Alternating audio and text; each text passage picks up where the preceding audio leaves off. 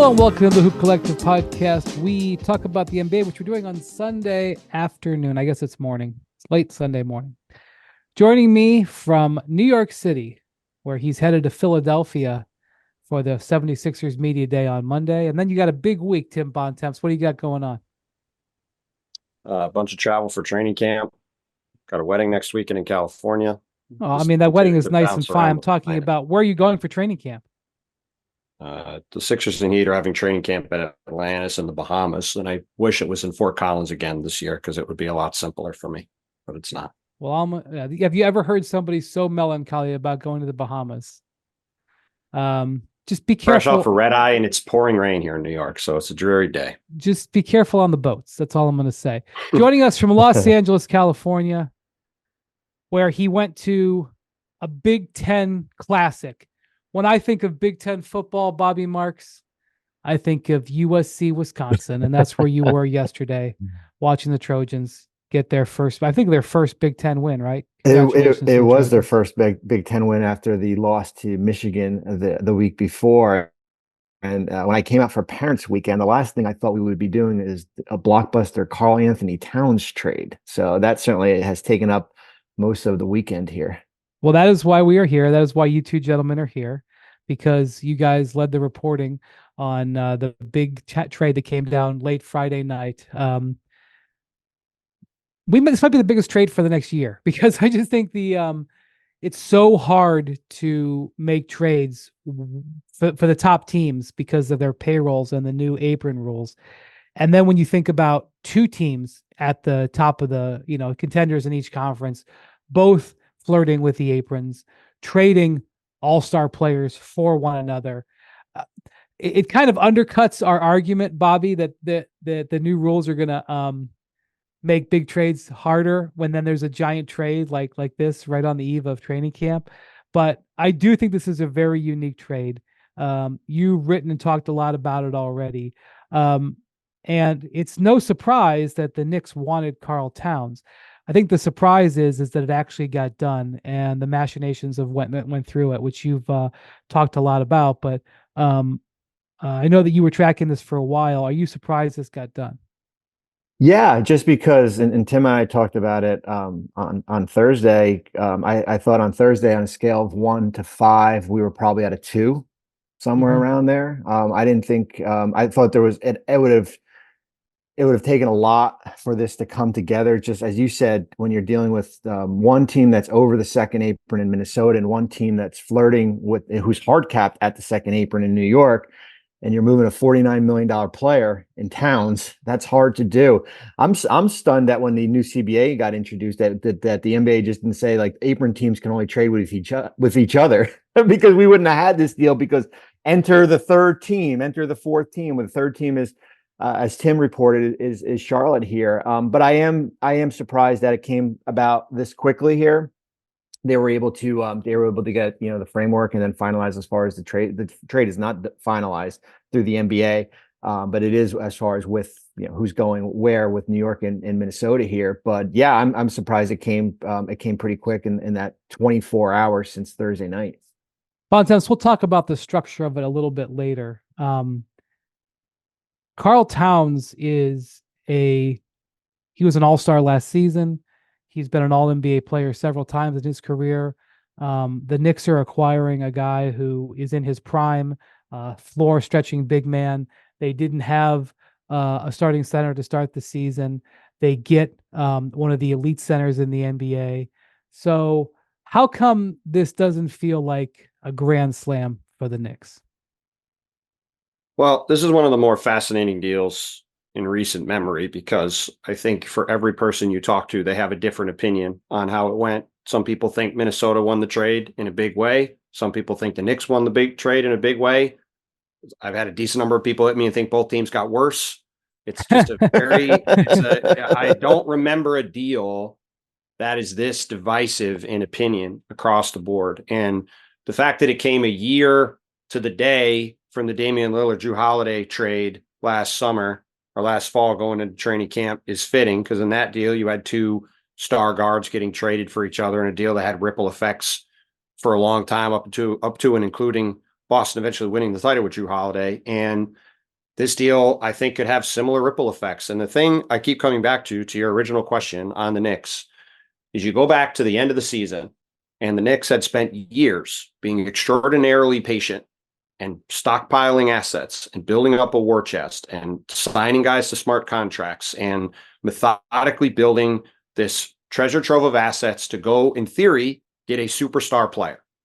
They have traded all of those assets and they have no superstar players in return. You could say Jalen Brunson has become a superstar player, but Mikal Bridges, OG Anunoby, Karl-Anthony Towns, all very good players, but none of them are a superstar. And the Knicks have traded a ton of draft picks, a ton of good players. You know, in this trade, they trade Julius Randle and Donte DiVincenzo and a pretty sneaky good pick in this Detroit Pistons future first round pick. Like, people see a protected first from Detroit and they think, it's probably never going to convey.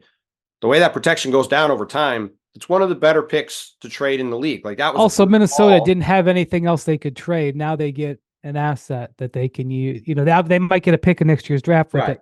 But there's a whole other part. But the Minnesota part's a whole other part of the deal. But from the Knicks standpoint, it's a truly gigantic bet on Karl Towns, which is fascinating on a lot of fronts. You have him reunited with the coach he had in Minnesota, Tom Thibodeau, which went a couple of years and didn't go great. Tibbs ends up getting fired in the middle of his third year.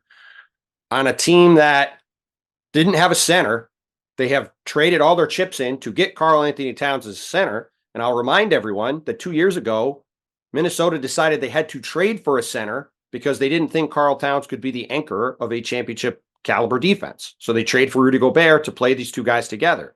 Now you have him coming to the Knicks, and he's, in theory, this is a team that believes it can be a championship contending team. He's got to be the anchor of this defense at the center spot. So it's a huge bet on Karl Towns.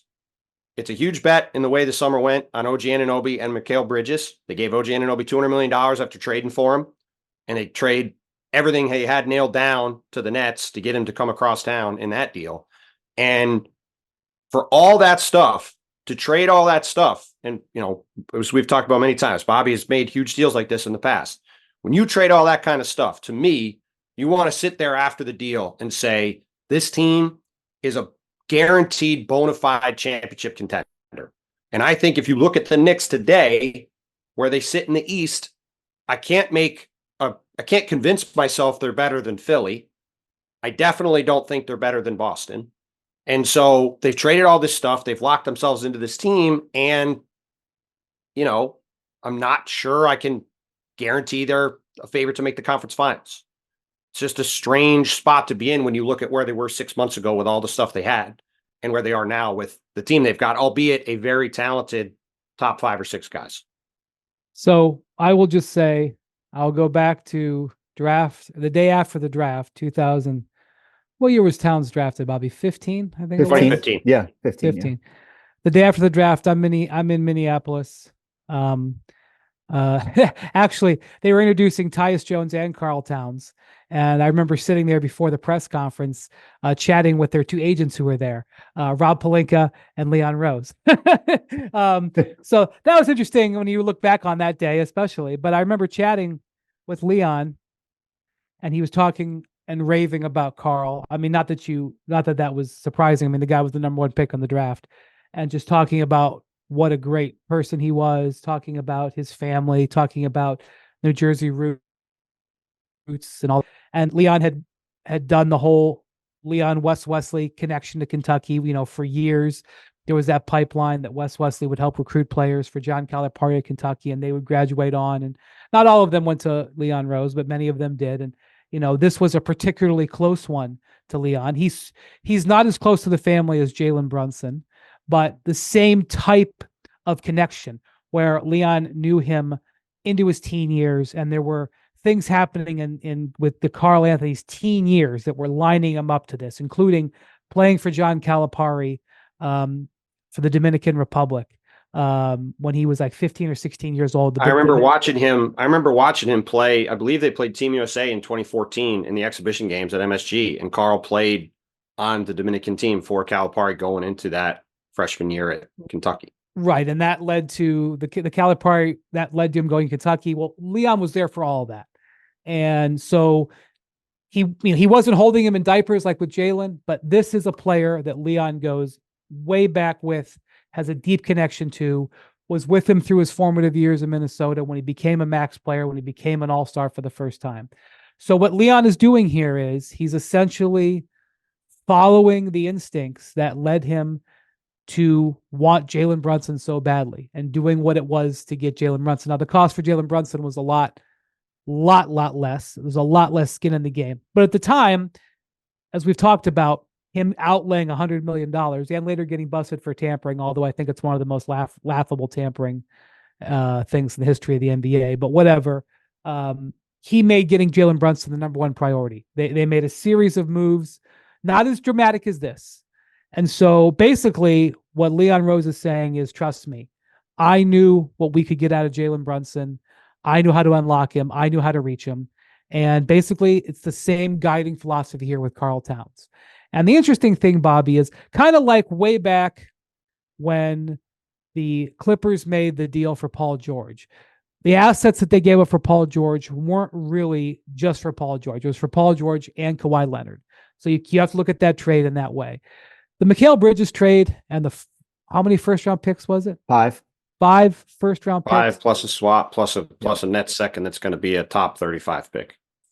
That trade wasn't just for Mikal Bridges.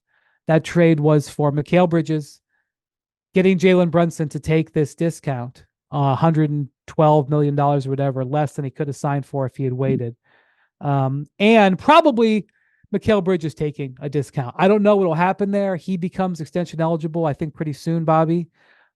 He does. And I think the window is going to open within the next couple of days for 2 for $60. And the indication I've gotten just from talking with people is that there is not going to be an extension. Oh, not going to be an extension. That he will wait until next year to look at because he's limited as far as the 6-month rule, as far as what he can extend for. Next year, he can extend for 4 years. So it just gives him more flexibility as far as that could certainly change by October 21st. And maybe this trade does change that thinking here. This was talking to people before this trade happened. So we'll see what happens. But yeah, he's that window opens relatively soon. Okay. But one of the reasons why they're able to quote unquote afford Karl Towns is because of the dynamics, the Jalen Brunson contract, which was greased by the Mikal Bridges trade. So the Knicks have a series of things sort of falling together here, which includes getting Jalen Brunson what he wanted, which was Mikal Bridges, getting Leon Rose what he wanted, which was Karl Towns. And I know that Tibbs wanted more star power. He appreciated what he had on the roster. We've talked on this pod before about the Knicks done a really good job of aligning their talent to fit with the way their coach wants to coach. Tibbs did want more star power. So Towns doesn't really fit the way Tibbs wants to coach, but he does fit what they want from a star standpoint. And there was a lot of uncertainty into what Mitchell Robinson was going to be able to give them this year. Well, I mean, there wasn't that much uncertainty. They said I reported on Monday that he's going to be out till at least December, probably longer, with this ongoing foot issue from the summer. And Tom Thibodeau has forever played with a big on the court virtually at all times. It was certain. That's why we talked the other day about how it was interesting. He brought up openly that Julius Randle might play center, and the Knicks basically had Jericho Sims, who's not really proven to be a backup center yet in the league, young, raw, very big, gifted, physically center, and then Precious Achiuwa, who's listed at 6'8" forward that it's probably a little charitable at that height, that played well for them last year, but that was their center rotation. That didn't seem to jive with, to your point about how the Knicks have had guys to fit with the way the coach wants to play. It felt like something was going to move one way or the other. It's just fairly remarkable. This was the move right now. Yeah. So basically, Leon is saying, trust me. He won't say that publicly, Bobby, because he doesn't give interviews, but actions over words. The actions over words are, trust me when I thought Brunson was a $100 million player. Trust me when I think that this guy who's starting a 4-year, $220 million deal is going to work. And I will say this, the Knicks starting 5, those 5 guys, It's pretty good. Now, Bontemps, you say you still have Philly ahead of them? Yeah, I mean, I got to see how Philly plays. I'm not going to engage with you on that, but Well, it's just a couple things. One, Joel Embiid versus Karl Towns. If Joel Embiid is healthy, that's a pretty heavy advantage in favor of Philly. On top especially of since that, Towns fouls like crazy. well, yes. And on top of that, Philly, remarkably for a team that went into the summer with no players on its roster other than Joel, literally, I think has fairly significantly more depth than the Knicks. And that, the Knicks basically have that starting five, which is awesome. And then Deuce McBride, who is very good. And then they got a ton of question marks, and they don't really have any way to address that now. So that's the other thing that's fairly incredible from where they were back in the spring. We talked about how deep they were. They had all these different ways. Well, they weren't to deep play. at the end. At the end, they had 4 guys. Well, yes. But I mean, I know. Pre-injury. And then after they added Bridges, they had all this depth and wings. They could do all this different stuff. And now you look at their team. And I mean, when Bobby put the stuff in our sheet and I was sitting there looking at it, and we talked about it Friday night after the trade, I was like, man, there is not a lot here outside the top 5 or 6 guys. That's the biggest thing that's glaring to me. And like when we did the trade, when the trade happened Friday, and then you're writing about it and you're thinking, oh, they didn't have to include Deuce McBride, you still have Josh Hart. But then when you put the depth chart on paper, it's like, okay, with Robinson out, you're going to have Josh Hart starting, right? Towns at the 5, OG at the 4, Bridges, Hart, Brunson. And then you look at their depth, and it's Deuce McBride. You've got Tyler Kolek, Cameron Payne. We'll see what happens in the front court. Robinson's out. You still have Achua. It's like it's a mixed bag and you're so restrictive.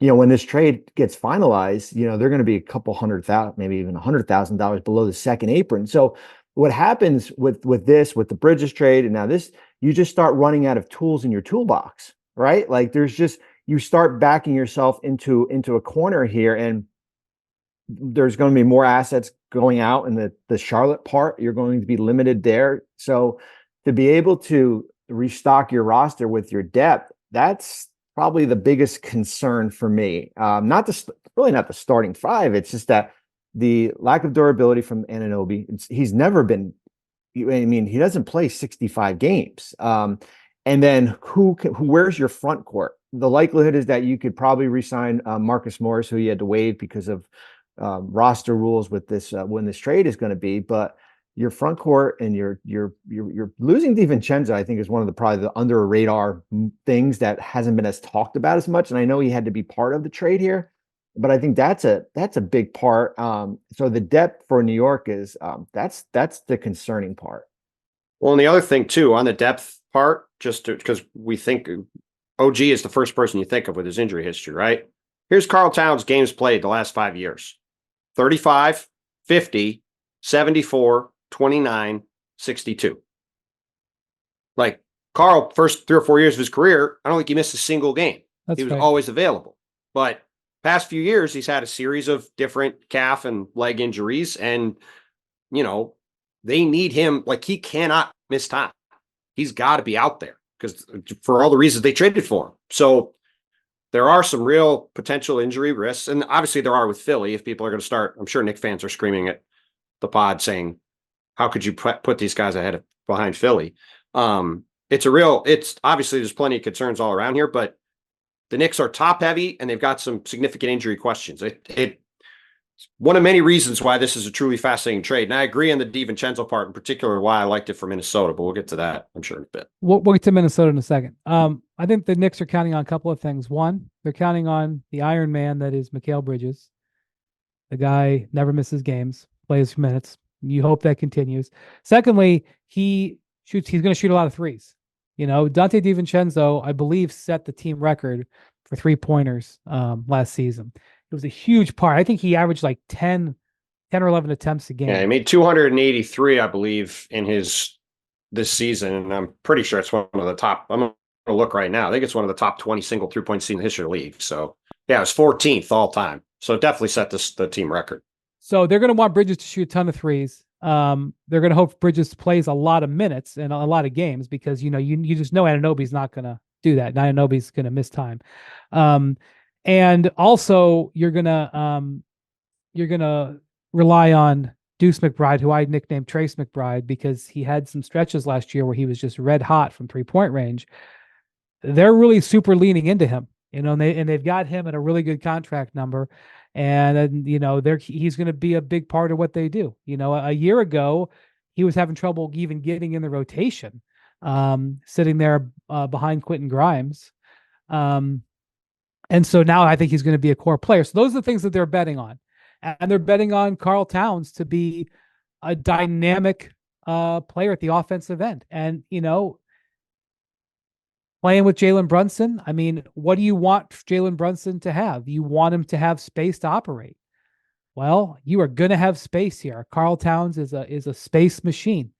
And, if you think about the way that this team can spread the floor and the way that Brunson can attack going downhill and the options that he'll have, I can certainly understand the possible upside here. I mean, that's the irony. It's a Tom Thibodeau coach team is going to need to be, in my opinion, to be the team they hope to be. They got to be the best offense in the NBA. That's the bet, which is an amazing bet when you think about who their coach is, because that is not the thing people think of with Tom. Well, despite they've the fact got he's had a two lot of really good spectacular offenses. defensive wing players that they can build. Are you betting that a team with Karl Towns at center is going to be a top 5 defensive team?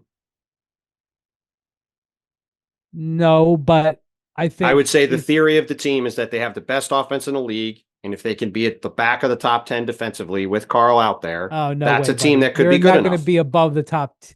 If they're a bottom 10 defensive team, that's going to be a disaster.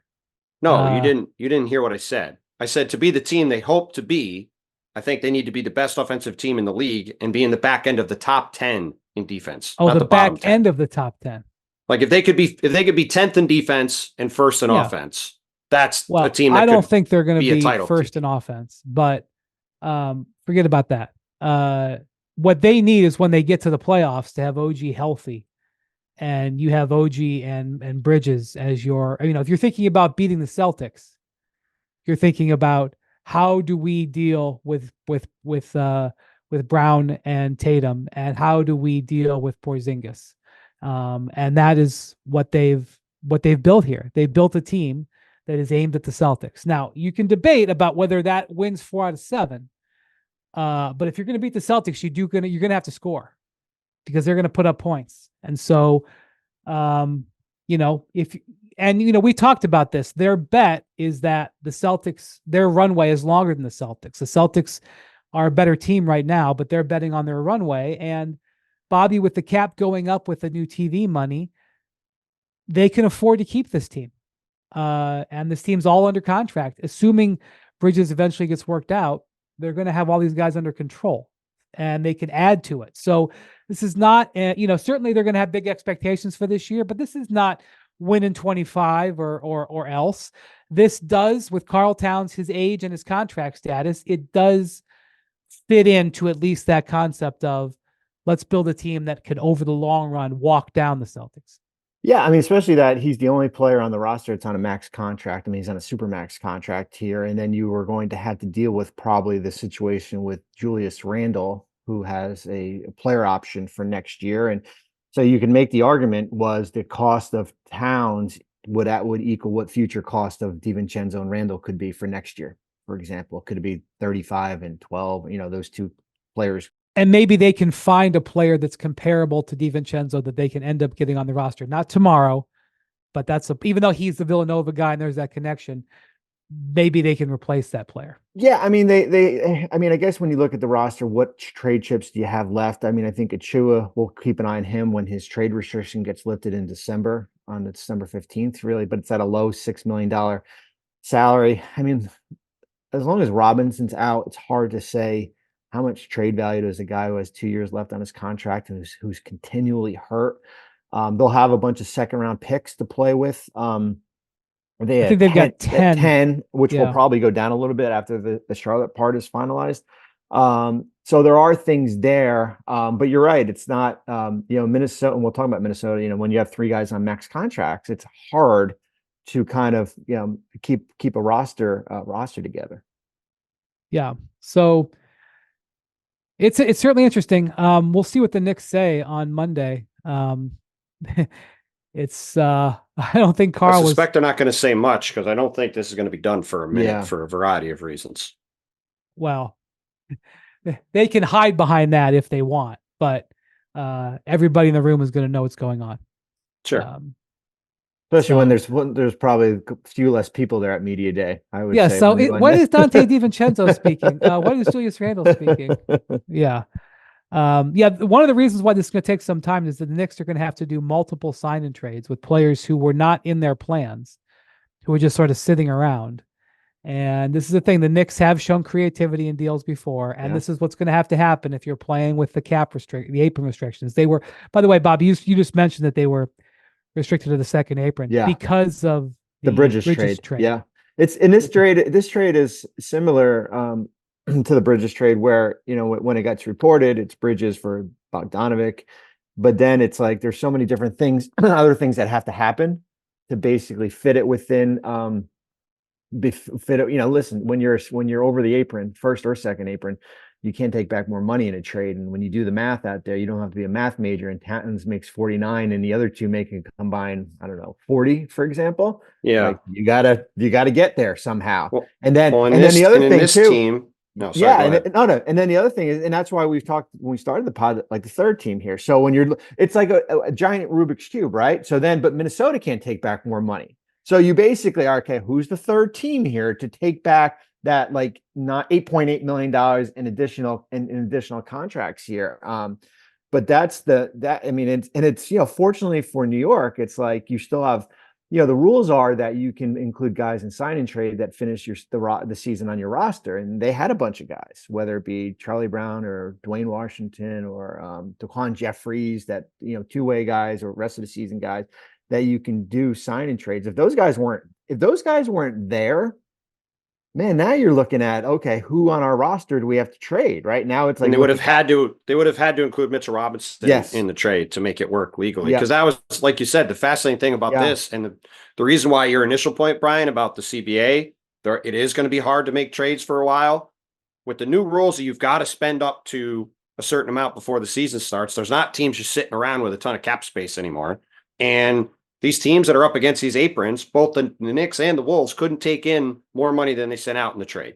So by nature, if you got two teams that both can't do that, you got to find somebody to take more money. And there's just only a handful of teams right now that can actually do that. And it's, you know, well, getting way into the CBA weeds, the one thing that is changed in this is that teams they can absorb players with more than just cap space. They can now use exceptions to your room.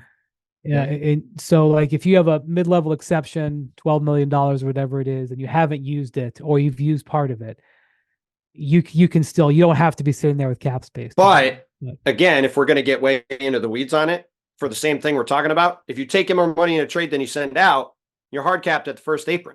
So for all these teams that are up against these aprons, which is a lot of the league, even if you wanted to participate and use your mid-level exception, if you're hard capped at the first apron and you're around it or over it, then you can't be involved anyway.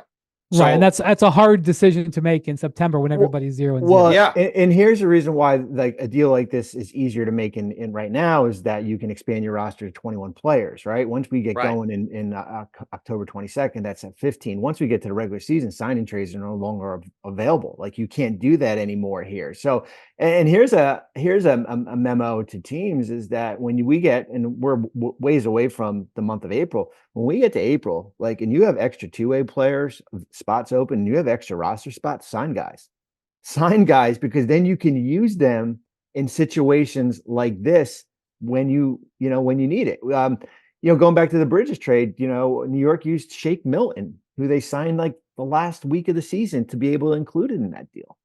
I had an agent joke to me he was going to look at players who were going to be potential signings in March and April and try to get them so that he could maybe cash in on deals later, unlike this, which I thought was a pretty funny line, but also could be a sneaky thing as you go forward. And the Knicks were working in April to leave these things open. The Knicks have done a very good job in recent years. As we talked about at the beginning, they've done a great job of stockpiling assets across the board. It's allowed them to make these trades, and it's what has made the output of the trade so fascinating because of where it landed them and what they look like. It's going to be a super fun team to watch. Something I didn't think I would ever say 4 or 5 years ago, the New York Knicks are a certified smart franchise. It is not something that we've seen much in the last few decades. However, they still got to do it on the court. Okay, now let's shift over to the Minnesota side of this. One of the reasons why this trade ended up happening was basically because Minnesota had an all-star player that they were going to have a hard time affording both this year and going into the future. We talked dating back 10 months about the financial cliff that the Timberwolves were facing. It really irritated some of the Wolves fans because they were going through this magical season where they were flirting with the number 1 seed and they reached the conference finals, and there were annoying media members talking about, well, how are they going to afford to keep this team together? When the season ended last year, when they lost in Game 5 to Dallas, Karl Towns, who's sitting up there with 4 years on his contract, who had said nothing but I want to be a Timberwolf, was having to answer questions about whether he just played his last game as a Wolf. And it's because of this, because we knew this was coming. Maybe we didn't know it was coming now, but we knew that this was possibly coming. And so part of the reason that this was able to happen is that you did have a team just facing this who was willing to trade Karl Towns for, not assured stars in the future. And so you may say, well, Julius Randle's an all-star, but he's got 1 year on his contract. And Bobby, I'm not sure he's going to re-sign there. I'm not sure if, they're going to have DiVincenzo. He's got a really good deal that he got from below the mid-level multiple years. I don't know if Randle extends there. I mean, he can't extend for 6 months now. Yeah. Unless there's they could be facing renting Julius Randle. And so they were willing to make that type of trade with a star player in Karl Towns, probably an overpaid star player, but still. And you just don't find that every day. And so it had to be sort of this perfect storm between these two teams. Let me just say this. I wrote about this in a story that published on ESPN on Saturday to give you an idea of where the Timberwolves are. I am told, and somebody could probably take me down on this statement because there's a bunch of different accounting rules. But from what I understand, to put it in the way that the European journalists write it when they write about football, it is understood. ESPN understands that the Wolves are facing $100 million financial loss season this year. In the bottom line, that they were going to be in the red 9 figures. Now, like I said, the team accountant could come on here and hold up a bunch of spreadsheets and say that's not true. I'm not slamming my name on that and saying it's assured. But from what I understand, they're facing a $100 million loss season. This is a team that has operated relatively frugally for decades. If you said the Clippers were facing a $100 million loss season, you'd be like, well, they operate in the red. That's what they do. Steve Ballmer makes $1 billion a year from his Microsoft dividends alone. He will fund it. There are other teams out there that I could see losing that type of money. The Warriors could do that. Maybe even the Knicks, although the Knicks would never lose that kind of money because they have a cash machine in Madison Square Garden and their network.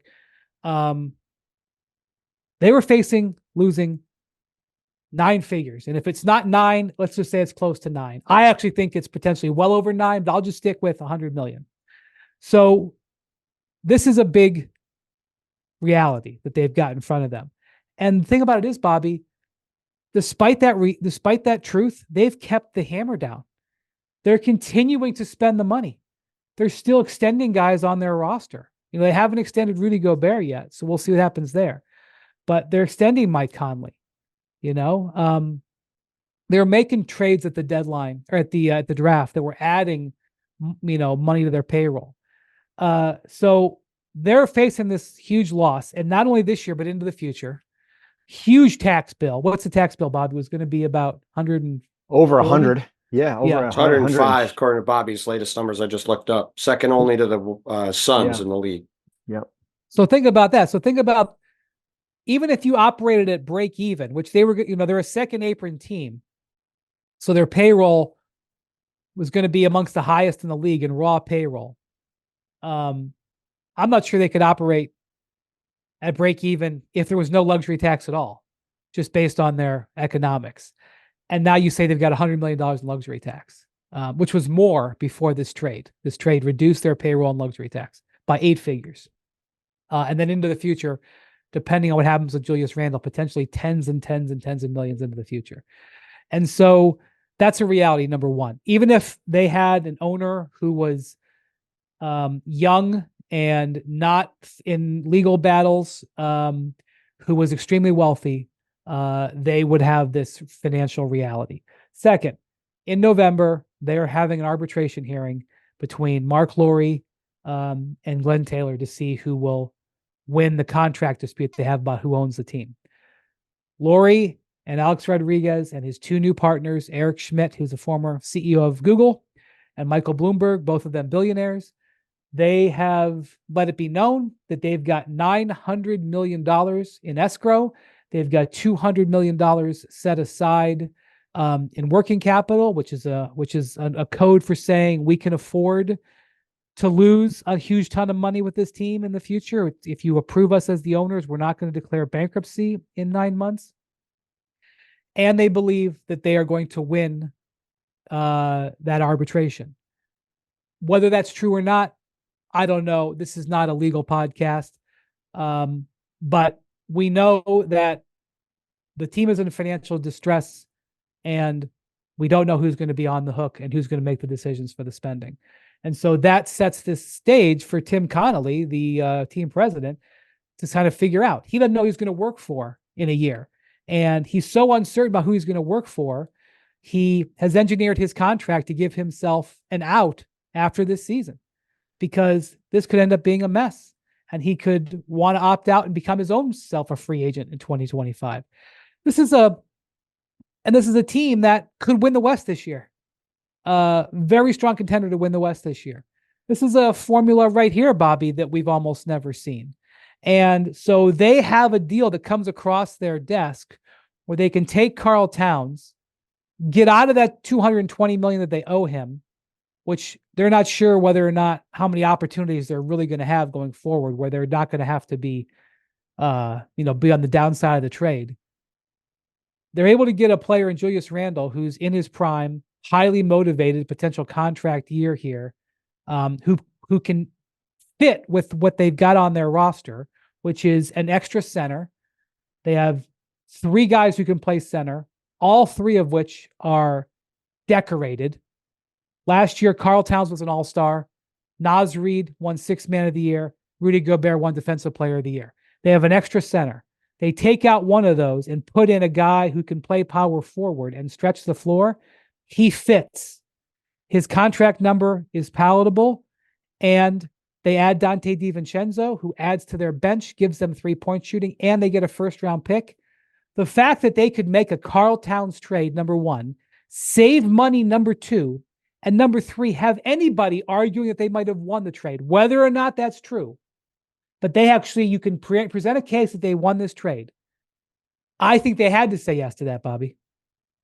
I think they extracted the most value out of Karl-Anthony Towns. I think the thing that's fascinating the most is a team that gets to a Western Conference, and a Western Conference this year that is probably as deep as ever. And it's if you one move could bring down like the house of cards, right? Like you could go from a 2 seed to all the way to the back of the pack. But I think this roster is still a top 4 team. I think they have better roster flexibility than they did before, better versatility. I think there was a lot of, and I wrote about this in the training camp guide that's going to come out. I think there was a lot of pressure on Rob Dillingham and Terrence Shannon, their 2 first-round picks, that they were going to have to basically throw into the fire because you lost Kyle Anderson and you lost Jordan McLaughlin, and your bench was really Nickeil Alexander-Walker and Naz Reid here. And when you get to that Detroit pick, and as you said, Randle and DiVincenzo, it gives them better balance. The cost of Randle and Naz Reid moving forward will probably equal what the cost of Karl-Anthony Towns is next year. And that's the big thing too. Naz Reid's got a player option. Like the likelihood is that Rudy Gobert.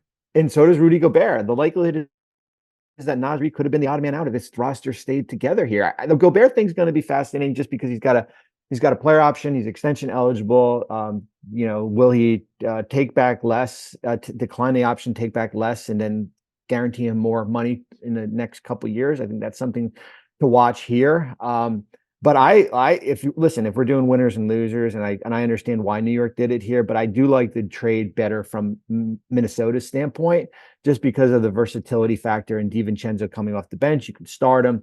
Randle, maybe 3-time and All NBA. Health, of course, is we'll have to circle there. And you still have Anthony Edwards. You still have McDaniels. You still have Conley. So you still have those core players. I mean, it's a fascinating fit for a lot of reasons on the Minnesota side. We talked about it a few weeks ago, to your point on Dillingham and Shannon Bobby. I did a thing on the biggest holes after free agency across the league.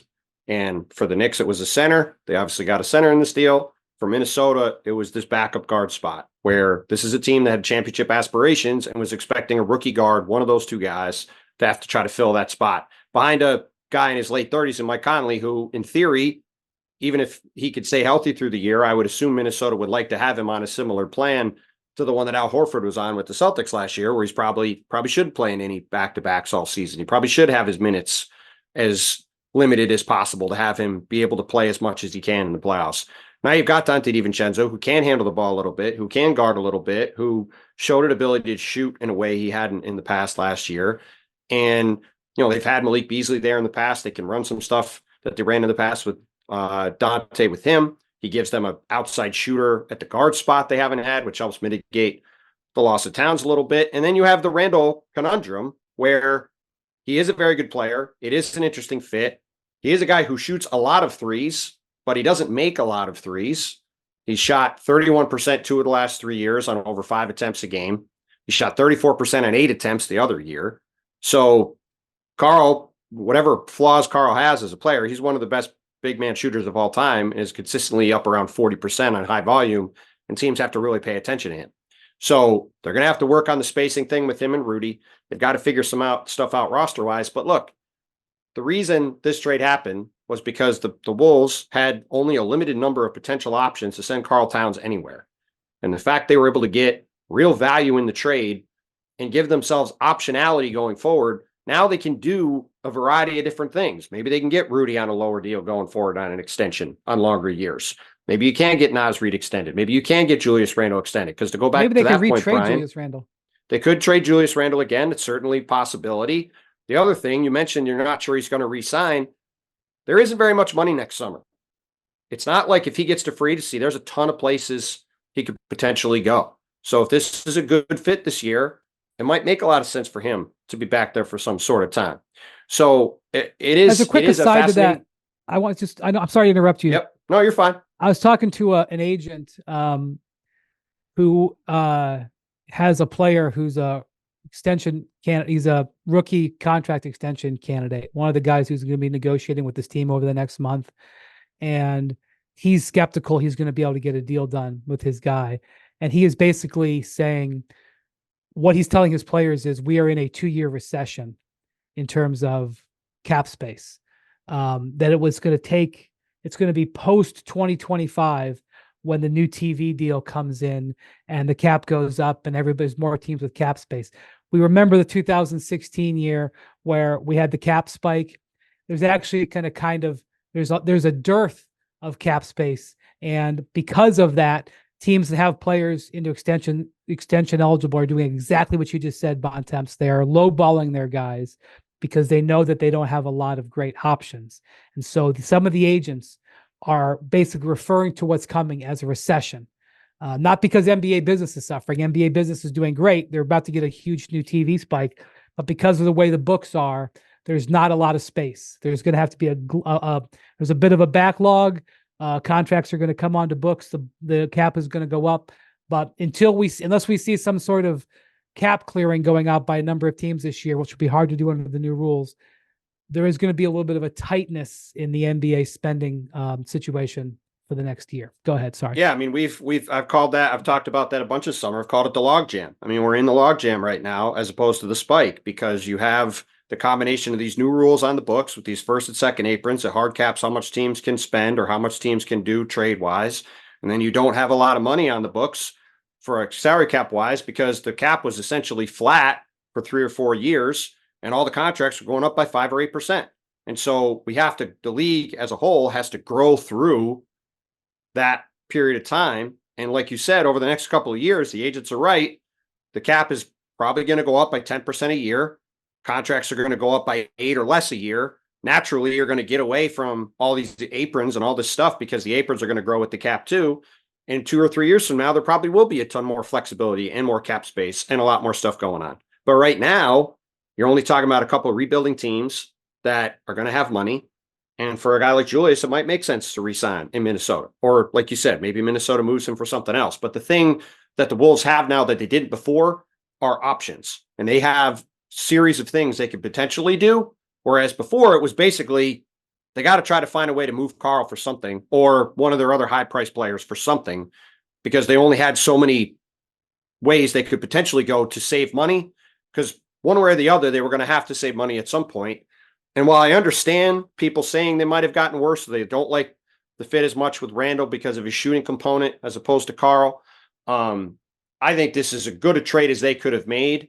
I think it might make them better in the aggregate. And they have the ability now with the Detroit pick, with the roster flexibility they have to make more moves to improve the team as the year goes on. So I agree. I think they did as well as they could.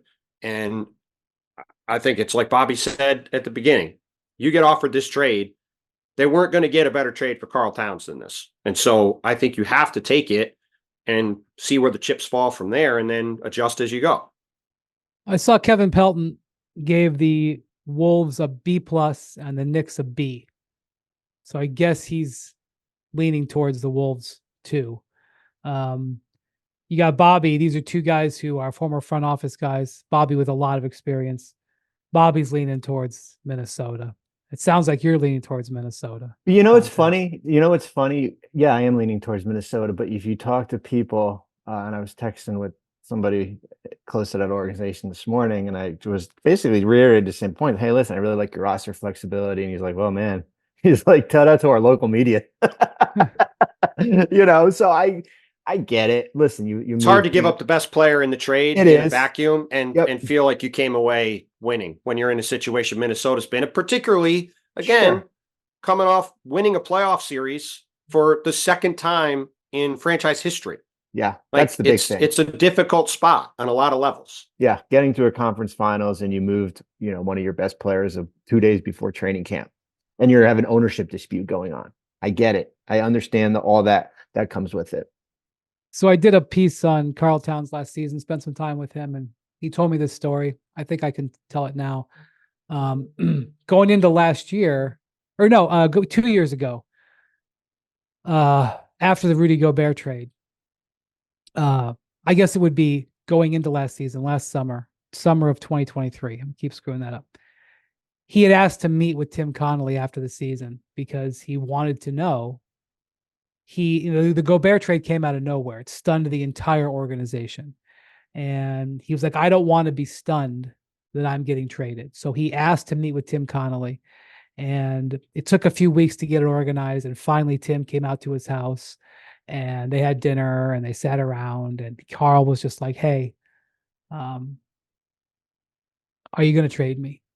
And Tim said a bunch of things. We don't want to trade you.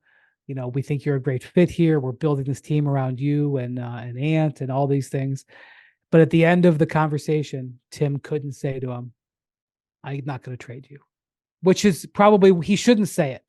I think he's just being honest. He's being responsible. He's a smart executive. He didn't say it. And so while Karl was 100% bought in, and I really believe that being around the Wolves last year, having conversations with everybody up and down their organization, I do believe that Karl was 100% bought in.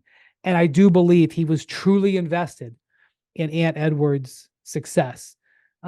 Maybe even too invested at times, because in the playoffs, Ant kind of had to push Karl to say, hey, you need to be more assertive and look for it and do your thing. Because as we know, Karl has a high variance of how he plays in playoff games. He's had some really suspect ones where he's been absent. He's had some great ones.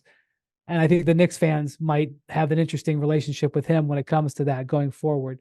But ever since that, which is now well over a year and a half, even though Karl really wanted to be a Timberwolf and wanted to do this going forward and had no interest in going anywhere, even back home, he obviously knew that the Knicks were attacked, were interested in him. He knew that. He was very well aware.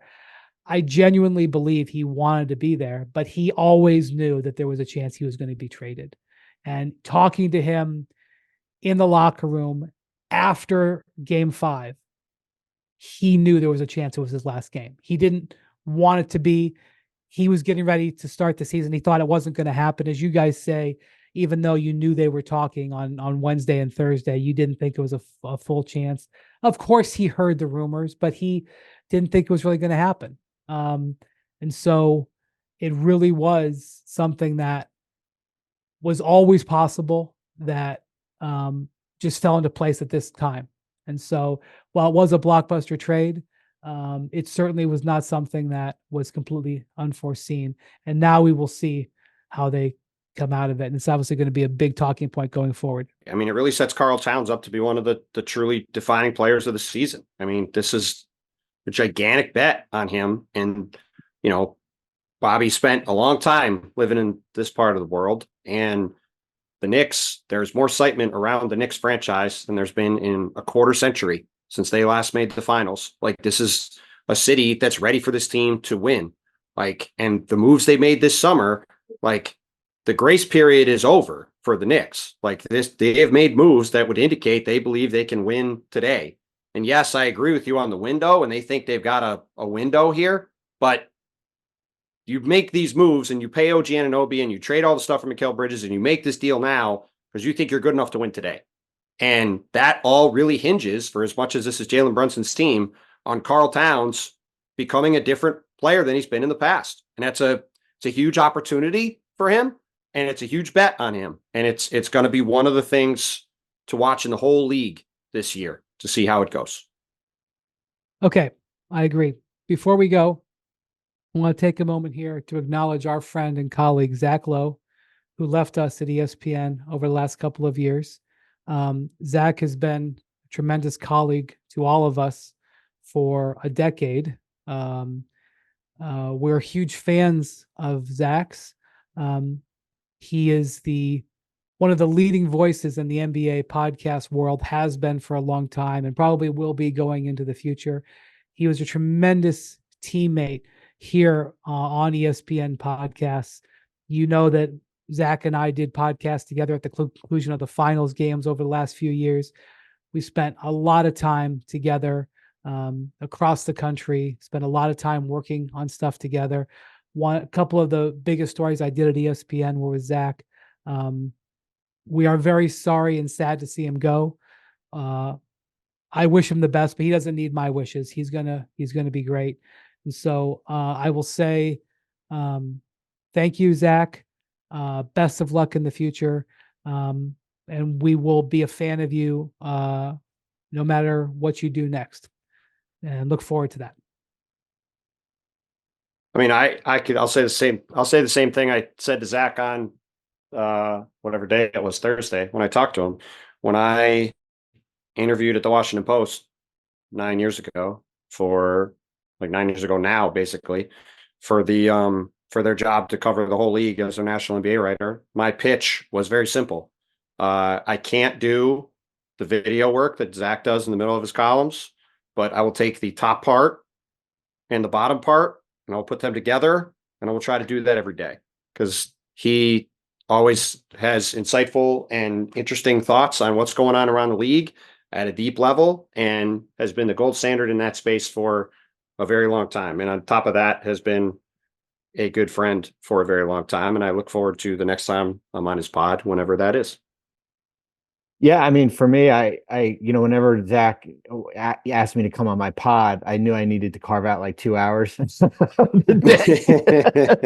Like, hey, can you come on at 10? And I'm like, yeah, I better make sure I have nothing from 10 to like 12:30, because I knew those pods could go like an hour and a half, just because I think he loved covering, I mean, he's still here. He loves covering basketball. He loves, whether it be the X's and O's or whether the roster building or the trades, like and I always tease with him, like, like it would be like 11:30 at night, and he'd like send me a text, "Hey, is Colin Sexton extension eligible?" And I'd say to him, "Yeah, but can you just read my spreadsheets? Like, can you just go in there and you could find that he is?" And of course, I didn't mind and everything. But listen, I talked to him on Thursday when this all happened, and I'll call him in the next couple days here. But it stings, but he will land on his feet.